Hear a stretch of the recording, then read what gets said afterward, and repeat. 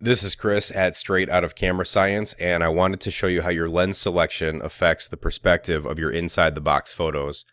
This first shot was made with a 135mm lens on a full frame camera from a distance of 23 feet from the front of the box, 100mm from 17 feet, 85mm from 14.5 feet, 50mm from 8.5 feet, 35mm from 6 feet, and finally 16mm from just 2 feet and 9 inches from the front of the box.